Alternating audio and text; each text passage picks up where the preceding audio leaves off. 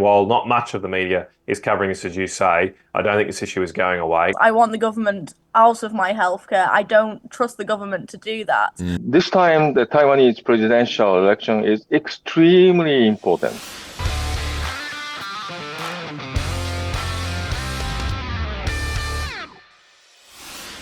Today on the Aussie Wire News, we're bringing you a story that most of the mainstream media, with only a few exceptions, are determined not to report on. Unless you read The Australian or watch Sky News, you'd probably not be aware that the Environmental Defender's Office have been caught out lying to the public in order to create false evidence in an effort to stop a gas pipeline. This is a body that receives taxpayer funding, lying to taxpayers in order to stop a tax revenue producing project. Senator Matt Canavan has been one of the few people drawing attention to this story, and he joins us first on the Aussie Wire News. Then we'll head to the UK, where Jess Gill brings us her controversial campaign to privatise the NHS, which is tantamount to blasphemy in the UK and would be nearly as badly received if we tried to privatise healthcare here in Australia. And finally, we're joined for the second time by our Asia correspondent Yuki Oikawa to try and understand the implications of the Taiwan presidential elections and how China might be expected to respond. All of that is coming up right now on the Aussie Wire News. Well, this next story is one that I would have thought would be getting wall-to-wall coverage, headlines absolutely everywhere, but in fact, outside of some very good coverage by The Australian and a little bit by Sky News, I really haven't seen much on this story at all, and that surprises me. And thankfully, we have Senator Matt Canavan here to bring us up to speed. Senator, how are you?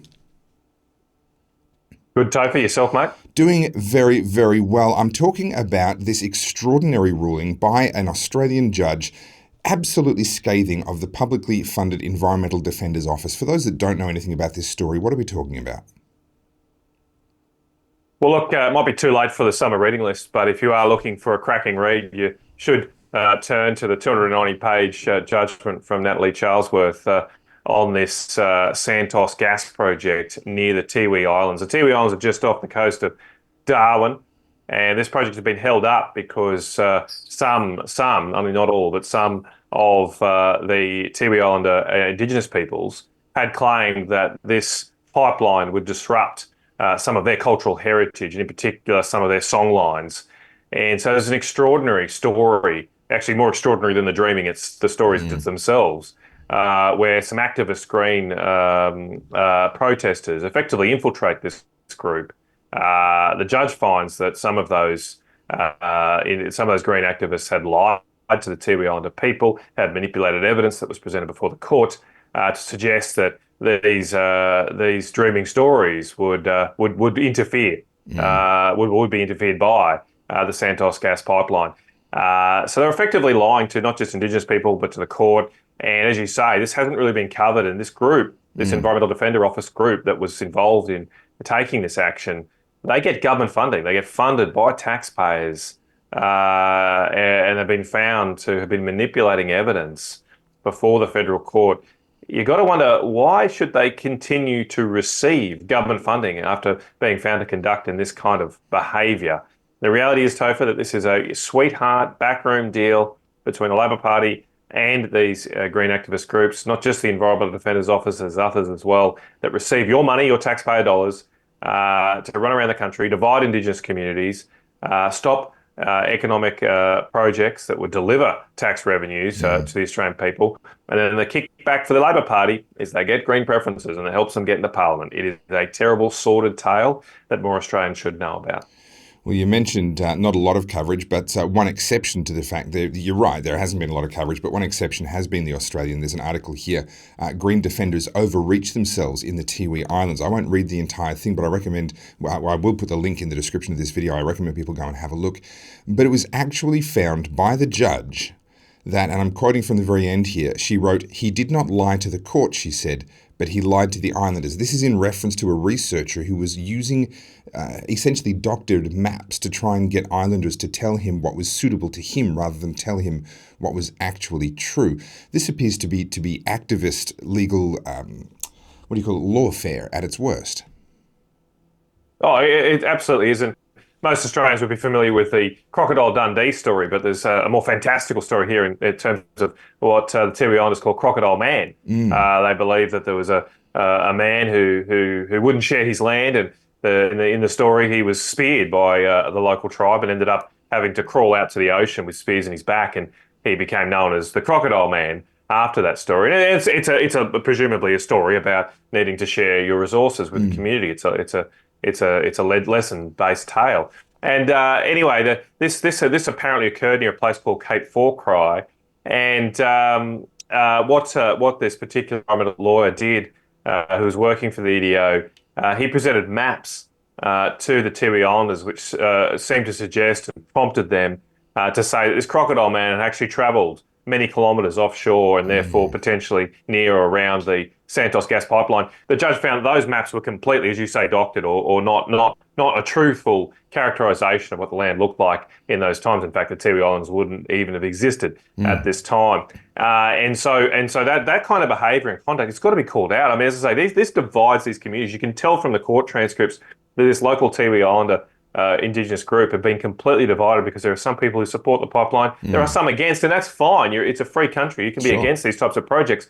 What is reprehensible behaviour is for lawyers from outside those communities, government-funded environmental activist groups, to come in and manipulate and lie to those local communities to increase division, stop projects in this way, and interfere with a political process, a local process, which should be left to the local people to work out with these major companies. They should consult with these groups. No one's saying they shouldn't. They should take into account these factors, but they should do so without the interference of these environmental activist groups that are pursuing a political agenda funded by your taxpayer resources. One of the things that strikes me about this story is the contrast in the media reaction to this decision versus 2022, when initially the Environmental Defenders Office did have a win. Santos lost. Here, in fact, is a 2022 ABC story covering exactly that. What do you make of the relative silence from the media on this latest? It's an 8-day-old story. There's been plenty of time. Why aren't they talking about it? Well, the shame is that some sections of our media are in bed with those environmental activists. We've seen from other stories, the ABC, for example, have covered that they often work in cahoots with these environmental groups. We saw that shocking incident last year where ABC journalists were working with an environmental activist group to effectively trespass and go and doorstop a CEO at their home, their own home. Our media class think of themselves as part of the political process, not the news gathering process, and that's why there's silence on this story, which is very embarrassing for some of the parties that many in the media support.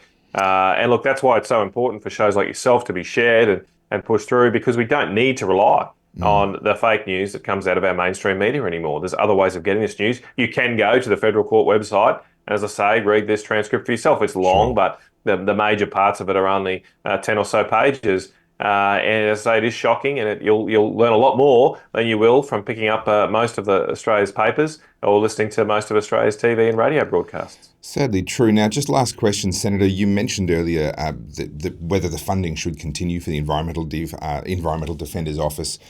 Senator Jonathan Duniam, the Shadow Environmental Minister, has made calls for the Environmental Defenders Office to be defunded. That's all well and good, but to me doesn't seem to go nearly far enough.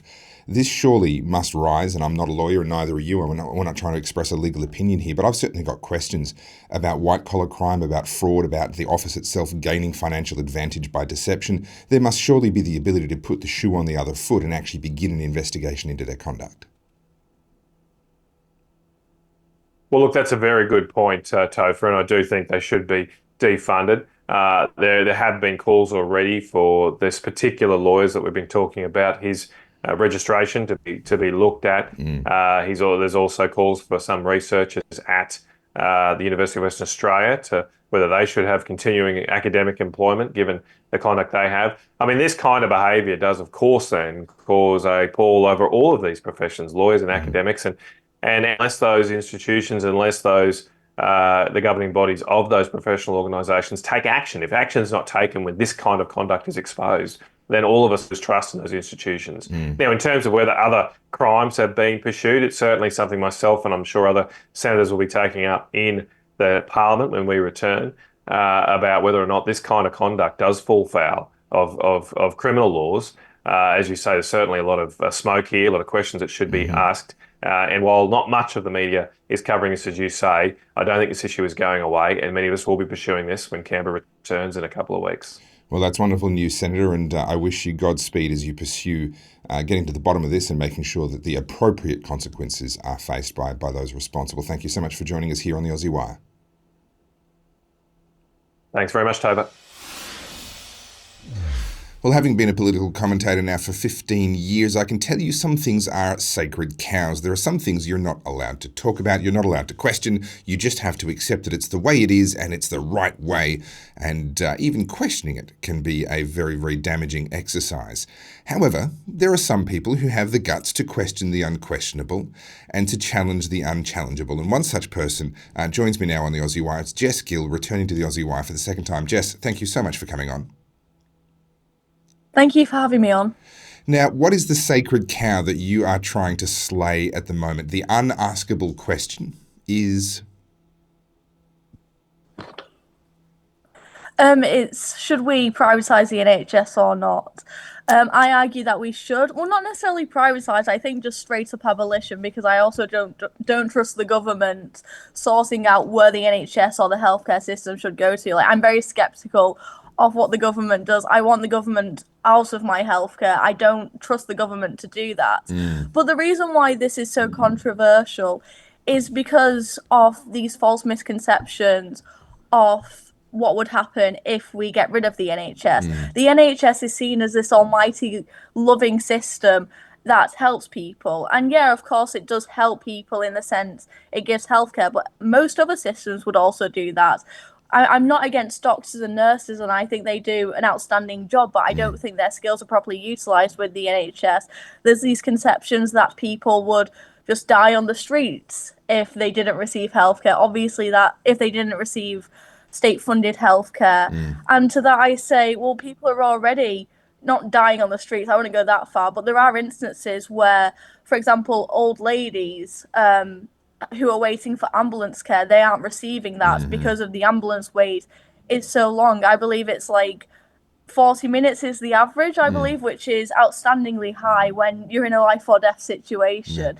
So, and I say this because I care about people. I care about the elderly, and I care about the vulnerable in society. It's not because I want to, back the pockets of wealthy profits, of wealthy capitalists. It's because I care about the average person. Well, those same old ladies that are, of course, sitting there waiting on average 40 minutes for a British ambulance are right now clutching their pearls in horror at the thought that you would dare to question the NHS and the fact that it needs to be publicly funded. But you're not just questioning it. You've actually been publishing. You're a Hazlitt Fellow at the FEE. I will put the link to this particular blog, as well as another blog that you've done on a similar topic, into the description of this video. You're calling it a conspiracy theory that is keeping Britain's socialised healthcare system alive. What's this conspiracy theory?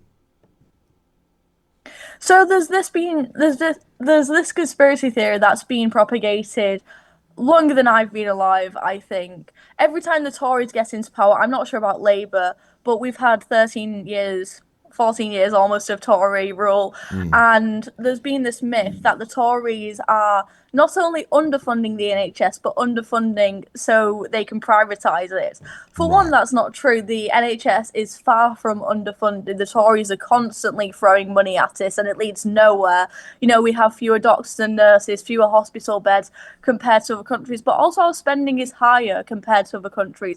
So that's just totally not true. And again, the NHS is far from privatised. I dare to say it's a socialised system. It's a socialist system. So again, that's not true. And if the Tories wanted to privatise it, they've had enough time to privatise it. Sure. So I don't get how people could see that. But this scaremongering tactic is used to stop this meaningful discussion around going towards a different system, because I think a different system would be useful. I don't agree that this socialised system is helping anyone. But because this idea that, we need to save the NHS, the conversation is around, is the NHS being privatised or not?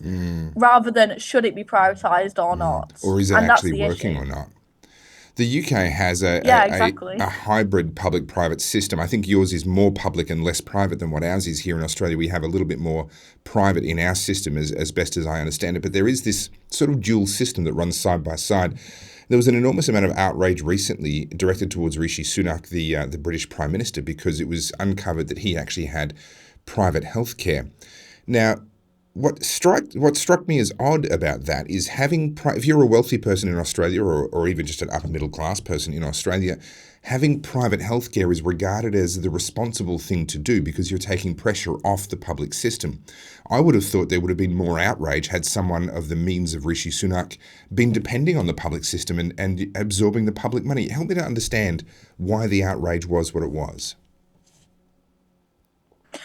I think the outrage comes to the sense that, and there is some truth towards it, that if a politician doesn't feel like the NHS is good enough for them and they can go elsewhere, they have an option that most other people don't have. Sure. Like the average working class person, for one, they're spending money through national insurance, which is completely bankrupting. Well, I wouldn't say bankrupting, but it's taken a significant chunk.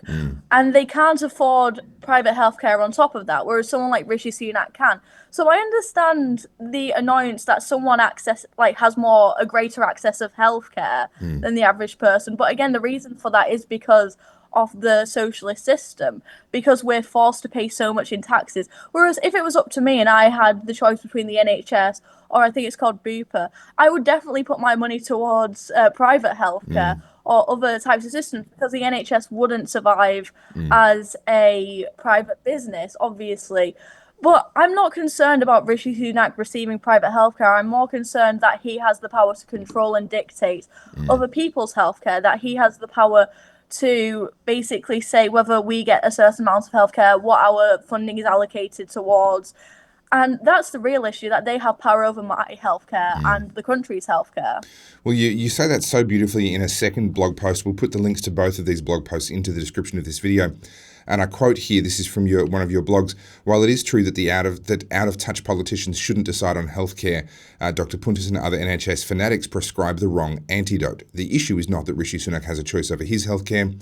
The problem is that he has the power to limit other people's choices on their healthcare." So what do you propose should be done? Because there's a lot of people out there who would be saying, oh, do you want to end up like America? Do you want to end up like some hellhole insurance company dominated healthcare system? Are those the only two options really available? Yeah, so there is this false dichotomy that it is between the US system, which isn't a free market system at all. It's completely cronyist. So, for example, like the FDA has its control over certain drugs being prescribed. That's why something like insulin is so high, and it causes chaos for diabetic people. Or like the doctors, the American Medical Association limits the amount of doctors who can go forward every year, who can graduate and practice medicine every year. And that's why the cost of healthcare in the US is so high. The Mises Institute has an amazing amount of resources. They have this thing called Mises U every year, and Patrick Newman, he presented a lecture on it. So if anyone thinks the US healthcare system is a free market healthcare system, they're completely way off the point with that. But I think there are other types of systems which are a lot better. For example, Singapore's system. Singapore, which traditionally, was a part of the British Empire, they have a higher life expectancy. They have better results. And yes, it's not a properly free market system. It's not as free market as I would like. But then again, I would prefer no government regulation. It's a lot better than the current system that we have. I think more market-based reforms is completely necessary to making better outcomes for our healthcare system in the UK. One of the fascinating things that's happening, or beginning to happen even in the US and certainly in other countries like Singapore, is the idea of retail hospitals, where they simply have a price list, and you can say, oh, well, if I need a tonsillectomy, this is their price list. And instead of inflated insurance company-driven prices, we know that prices in America, you can be in a hospital for 2 nights and come out with a bill in the tens, if not over $100,000, depending on the type of care you're being given. This is madness. There are other parts of the world that are doing that much, much better. But coming back to the NHS, questioning the NHS in the UK is tantamount to sacrilege. And you mentioned the Mises Institute. This is the Mises Wire here. The British NHS more resembles a statist cult than advanced healthcare. They make the point in here that when the NHS turned 75 years old, they say they had a children's choir sing happy birthday to it, to the NHS, in Westminster Abbey, one of the sort of the homes of the Christian faith in England. It's extraordinary to me that people can have this level of, I guess, emotional attachment to something that really doesn't care about them at all. Psychologically, what's going on here? I don't know how exactly it's happened, but there is this sort of like status cult around the NHS. And again, it comes back to this this propaganda, this rhetoric that the NHS, it's free, it's fantastic, it's free healthcare. If you're against it, you're against poor people. But what's the point of it being free at the point of use if no one can get round to use it? Yeah. Like, I have asthma. And I'd say quite a few people have asthma. Like, it's not a rare disease. It's Sure. asthma. And the amount of time I have to take out of my day a month every time I need a new inhaler, it's ridiculous. It's I know it's overused the term, but it's so Kafkaesque. Like, I have to phone up. I have to go on a line for like half an hour for them to tell me that I have to phone up somewhere else or go somewhere else. And then I get to the actual pharmacy eventually, and they tell me the inhaler's out of stock. It's an inhaler. How ridiculous is that? Like, so many people have asthma, and I'm so surprised this isn't, a massive point for so many people. I'd hate to be an old person in Britain because I couldn't trust the NHS. But because it has this sentiment of being caring and compassionate, it's something that brings people proud to be British, which is kind of crazy because, so I do Vox Pops, and whenever I go around saying, what are you proud about Britain? They always say the NHS. They always say multiculturalism and the NHS, and I think that's quite telling. And again, it's so ridiculous because the NHS is failing these people. During COVID, we had this thing saying we need to protect the NHS. Shouldn't the point of our healthcare system to be protecting us? Well, I'm playing some vision here. You mentioned COVID. This was a quite an extraordinary campaign, which really struck me. Even at the time, it struck me as kind of the reverse 2 minutes of hate. This is the 2 minutes of love, where you have to be out there and be seen to be publicly showing your love and appreciation for frontline healthcare workers and specifically the NHS. Now, I divide those deliberately. Frontline healthcare workers we need. We need those in any system, private, public, what have you. Doctors, nurses, orderlies, etc. We need those people. We need them to be good at what they do. We need them to be well paid and well looked after. But whether or not that's done in a socialist or a borderline communist system like what you have in the UK, a socialist system like what we have here in Australia, or a private system, that's irrelevant to the fact that we need those people. What this is about is this incredibly off-putting public... Here's the former Prime Minister Boris Johnson standing out the front of 10 Downing. I mean, you have to be seen to be a part of this cult. It's not good enough to just be a part of it. You have to be seen to be a part of it. What are your chances, do you think? What's it going to take for the people of England to let go of this cult of healthcare and realise that waiting years for elective surgery and waiting 40 minutes for an ambulance is not normal? It's not a lack of funding, and actually they need to fundamentally change the healthcare system in your country. Yeah, the clapping for the NHS thing was so crazy because I remember during lockdown, this wasn't just in London or the quote woke areas of the UK. This was everywhere. I remember telling my sister about it and she didn't believe me. My sister's quite a normie. And then at whatever time it was, I can't remember, 7 p.m., we opened the window and we could literally hear people banging on pots and pans and clapping and stuff. It was so crazy. But in terms of what it's actually going to take for people to recognise, I think people, at least on the right, are starting to wake up. Because I think a lot of people go through this shift of oh, the Tories aren't underfunding the NHS, because the left are always like, the Tories are underfunding the NHS, and the Conservatives always like clutch their pearls and go, oh, the Tories aren't underfunding the NHS. Actually, we're overfunding the NHS. We're giving the NHS so much funding. But it's like, actually, no, I don't want my money to be spent on this socialist black hole, which doesn't do anything with it. Actually, yeah, maybe I do actually want to underfund the NHS and put more money so people have more money to put into like private healthcare. I think that's a more moral system. So I think people are starting to wake up. Like when I go on the TV about it, there is a bit less resistance. Obviously, that's from the right wing of like GB News and Talk TV. But that is something. And I think if we can appeal to more people, I honestly don't think there is going to be change in the near future, which is incredibly sad. My only hope is that people, because healthcare is such a personal thing, that people will want to invest in private healthcare. They may think the NHS is the best thing in the world, but maybe themselves personally will invest in private healthcare, and it will just have this natural transition. Because the NHS is failing everyone. Like, if I could afford it and my money wasn't spent towards like national insurance, which I have to spend so much on, I would be trying to get myself and my family private healthcare. But because like I'm a student, I'm a young person, I can't afford it, which is a shame, because I am worried about my mum, who is getting to like, she's in her 60s. I'm worried what she's going to do. If she falls down the stairs, she's going to have to wait so long for an ambulance. Yeah. She's going to have to wait so long in A&E, and it's awful. Well, I tell you what, maybe start by slaying the other cultural dragon that you have in the UK and getting rid of the BBC TV subscription license first. Maybe if you can win that particular cultural war, then people might be more open to slaying the next dragon of the NHS. Look, Jess, thank you so much for bringing us this story. Thank you for your work. We appreciate it, and we'll have you on again on the Aussie Wire. Thank you. Well, the world waits and watches with interest and concern as China, well, does it have global ambitions? Does it not? It just says it wants to achieve its rightful place in the world. Its neighbours seem pretty uncomfortable with what its ideas of that rightful place might mean. America, of course, doesn't want to give up its number one spot as the world's superpower, and that does seem at times to be what China's ambitions are.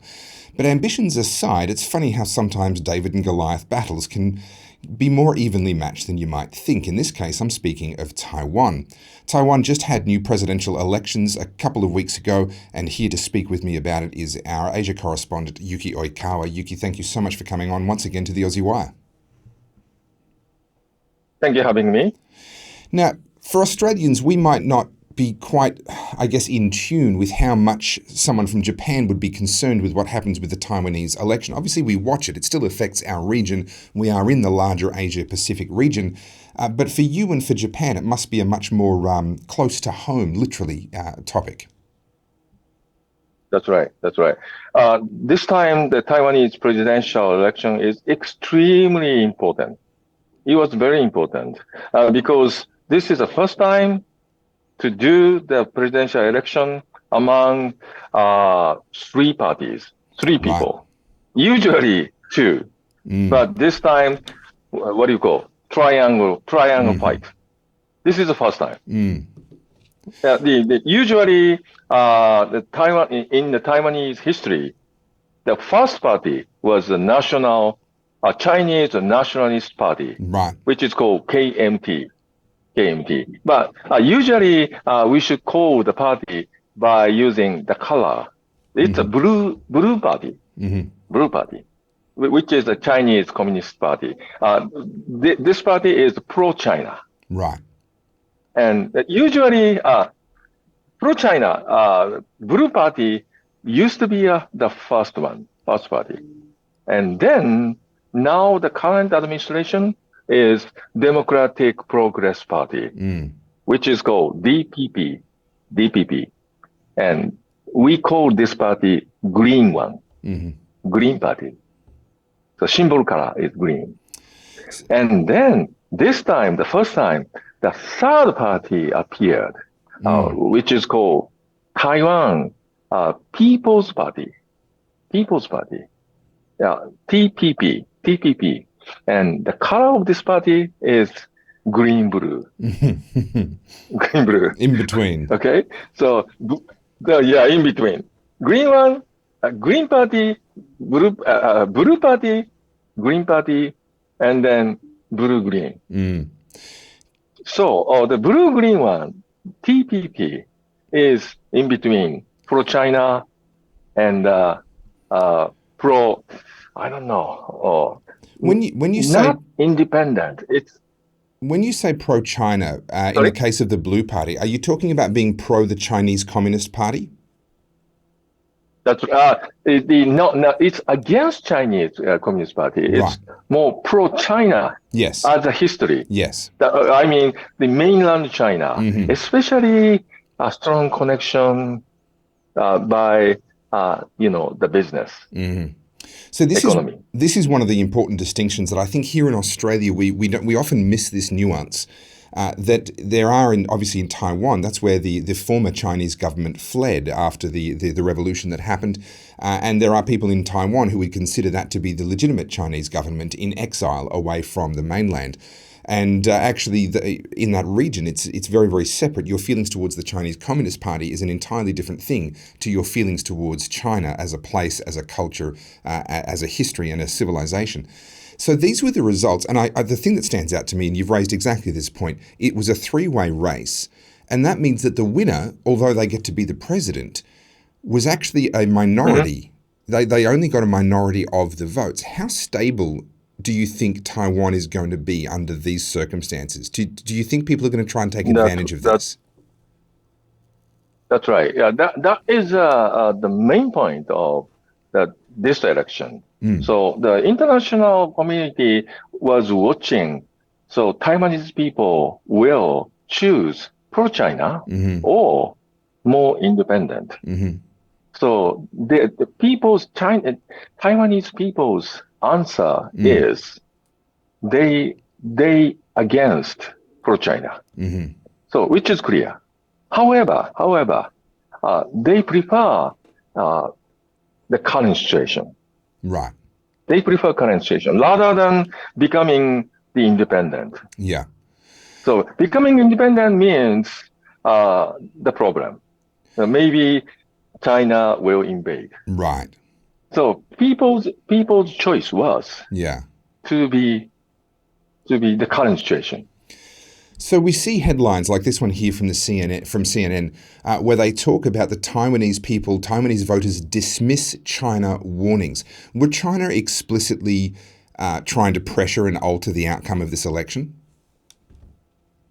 That's right. That is always.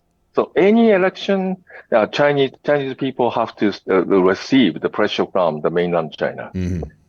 This time is the same. However, this time is quite different. The people obviously refuse or rejected the pressure or any kind of offer from Chinese side. So they already knew if they connect with mainland China, what's happening. So maybe will be happening like Hong Kong. Sure. So therefore, and also the people realize that they have already the strong administration, which is a Green Party, Democratic Progress Party. So that's why they became a winner. So that's the perspective of the Taiwanese people. The global perspective, and here's the Brookings Institute here, the global perspective on this result seems to be that it was momentous. It's going to have geopolitical implications far beyond the size of the Taiwanese economy. I mean, Taiwan is a very significant place in the world economy. Obviously, Taiwanese semiconductors and so forth, their technology sector is quite incredible. But with that said, they are a relatively small economy. Do you really believe that Taiwan is such a bellwether that it really does indicate China's intentions to the degree that justifies these sorts of headlines, that this was such a momentous election? It depends on the future relation with the other countries, so such as U.S., Australia, and Japan. Taiwan, the current administration, the strong winner, strong women, she is called She is called, hang on one second. Yeah, the current president, Tsai Ing-wen. Tsai Ing-wen. She's a strong woman. Okay. And very strong. And she was strong at democratic, what should we call, the making relation with other countries. So this is the first time Chinese leader can build the strong relation with other countries. Right. So the people realize, Taiwanese people realize, now we got the strong leader, the global leader. They can connect, they can build the relationship with other countries rather than China. So in that case, they can build more strong, much more strong economic basement. And also, this time, the winner is William Lai.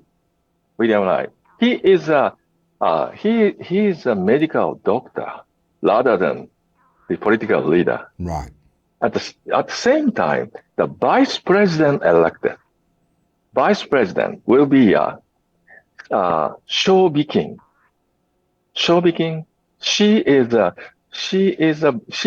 to be a vice president and used to be the ambassador to United States. I see.